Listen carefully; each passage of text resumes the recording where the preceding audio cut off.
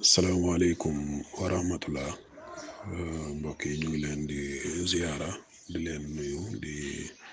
leen ñaanal yàlla di sàkku ngeen ñaanal ñu yàlla ñu yàlla boole defal jàmm ak tawféex defal ñu ijaaba ak baraka bi jaay rasulullah sallallahu alayhi wa sallam lii ñu indi tey nag lu am solo la ndax kaaraange njaboot gi loolu suñu nooflaay la képp koo xamante ni waajur nga rek xam nga ni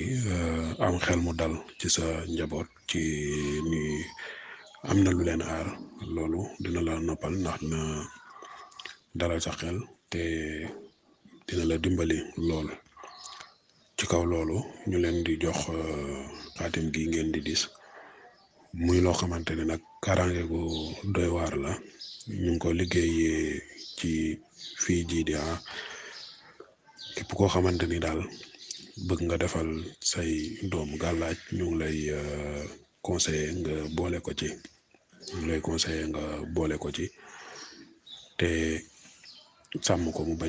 bañ ko tekki dina ko muccal ci lu bëree bëri lépp loo xamante ni dinay lor gone dina ko ci muccal ci kàttanu yàlla ci barke alxuraan barke fii GDA xaatim ngi ñu ngi ko tëggee xawlawul xaq walahul mulku dugal fii GDA ci biir duggin bi nag xëy na ku miinul xaatim lool mën nga ci xaw a jaxasoo waaye li ngeen di def rek mooy da ngeen di tàmbali ci faa gi faawun ci ngeen di tàmbali boo leen tàmbalee ci faa bi dugal faa yi bañ jeex ngeen dem ci yaa bi dugal yaa yi bam jeex dem ci jiin bi dugal jiin yi bam jeex dem ci yaa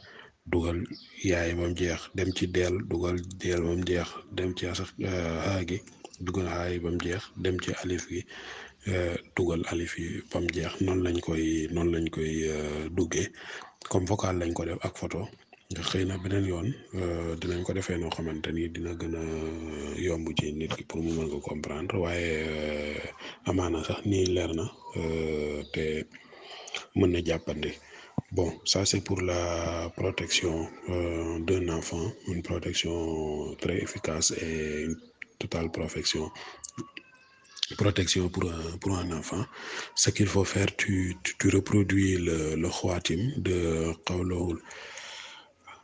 Haq Walahul Mulk avec Fi GDA à l'intérieur. C'est un khawatim houroufi, khatim hourouf là. Bon, vous le reproduisez comme vous le voyez. Vous écrivez le Fi GDA tel que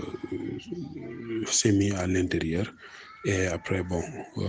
vous en faites un gris-gris et vous le mettez autour de la taille de l'enfant. C'est très efficace et c'est très fort comme bouclier pour un enfant. Bon, c'est ce qu'on a venu aujourd'hui partager avec vous. N'oubliez pas de vous abonner, de partager les vidéos avec vos proches, vos amis et vos sympathisants. Et cliquez sur la cloche de notification pour ne rater et pour être les premiers à recevoir nos vidéos. Assalamu alaikum wa rahmatullah.